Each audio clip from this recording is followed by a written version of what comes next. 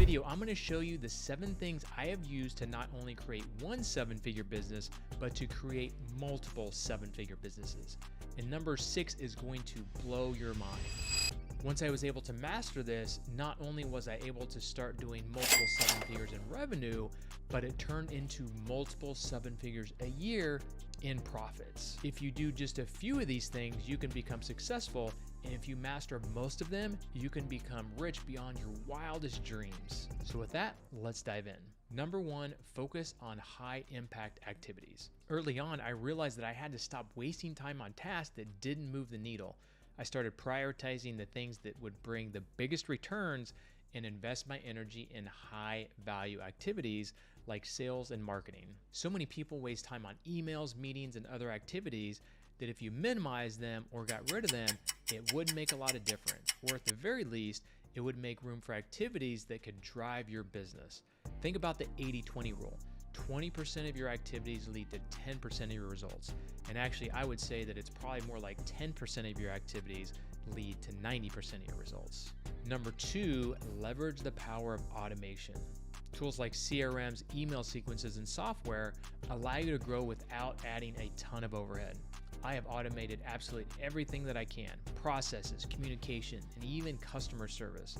Do you have SOPs for your business? That stands for Standard Operating Procedures. I bet you don't, because 90% of businesses that I ask do not have this. This basically tells your team how to handle most of the things that come up in your business. Now, it takes time to create these, but once you do, it's there forever, and your team can use them, and they can also use them to train other people. So think about the things you do on a regular basis and ask yourself, how can you automate it? Number 3, build a rock solid team. Because remember, you can't do it all yourself. I focused on hiring people who not only are skilled, but also align with the business's mission and values. Basically, they just have to fit into your business and have the skills you need to execute the task at hand. I remember in 2010, I was about 9 years in business and I had to fire my whole staff for the 3rd time. I actually hit rock bottom mentally and told myself that it would never happen again. So I called my sister, who I knew was a rock star at her company, and asked her to come over and work for me. Even though I had to pay her twice as much as most of the people that I fired, she not only did 3 times the work of some of those other employees, but I didn't have to worry about her not showing up. I didn't have to worry about her stealing from me and the other things that I had to deal with all those other employees that made me fire them. And within a few years, I had a business that ran without me, where I could move from Wichita, Kansas to where I am now in sunny San Diego, California. And to this day, the same business that I moved away from, I only have to work a couple hours a week in that business at most, which allows me to run and start other businesses and do great videos like this. Always continue to level up your team and your results will speak for themselves. Pro tip, this is cool. If you have to complain about someone on your team frequently, they probably need to go. My wife mentioned this to me the other day, that no one that I've talked bad about, that I've complained about to her, that was underperforming, have I ever had work out. It's basically just never lasted because they were not who I needed. So don't let underperformers suck your energy. And if you want to become really successful, by hitting the like and subscribe button, it helps the algorithm and push other videos to other people and helps inspire them to create a better business and a better life. So number 4, master customer acquisitions, basically marketing.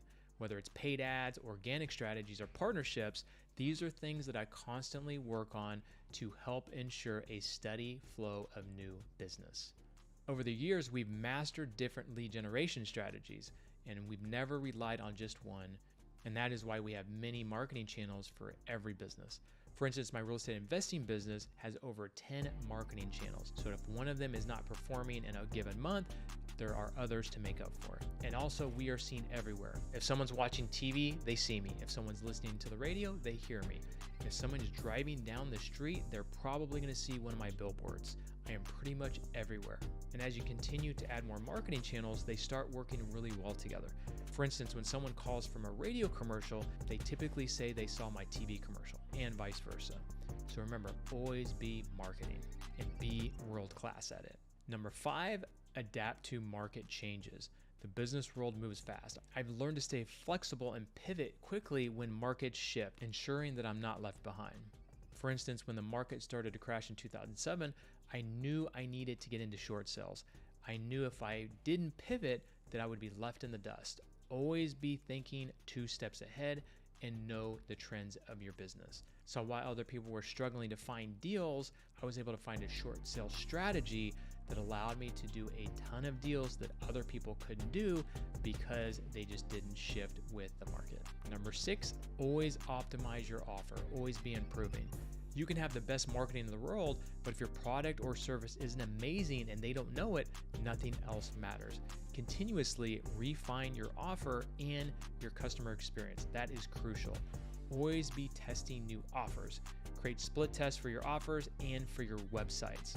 I see too many business owners put an offer out there and it works and they leave it, and eventually it fades away before they know it. But even if it's good and performing, what if you could make a good offer a great offer by simply changing a few words or images on your marketing? There are small tweaks that can make big differences in the amount of people that reach out to you. And of course, that'll impact the amount of people that want to do business with you and that you can sell. And number 7, consistent personal development. This has nothing to do about business. I invest in books, courses, and mentors that push me to think bigger and take more risks. More calculated risks, but nonetheless more risks. I spend more than 6 figures a year on coaches, courses, and masterminds. I also spend the first half of my day on myself, working out, meditating, doing the things to get ready for the day. I'm not checking on emails and catering to my business and to other people. You need to put yourself first. Think about it. If you don't have the energy for your business, then you won't have a business at some point. It's going to wear you out. Work on creating the most life and energy for yourself, and your business and life will be much easier, especially when things get hard. So these are the things that I've used to create several 7-figure businesses, not only to create them, but to last over 23 years, where most businesses fail in the first 5. So what is the secret to your success? I'd love to hear it in the comments below. And as always, please like and subscribe, and also share this with someone that you think wants to become a millionaire. And if you really like this video, you're gonna love this next one.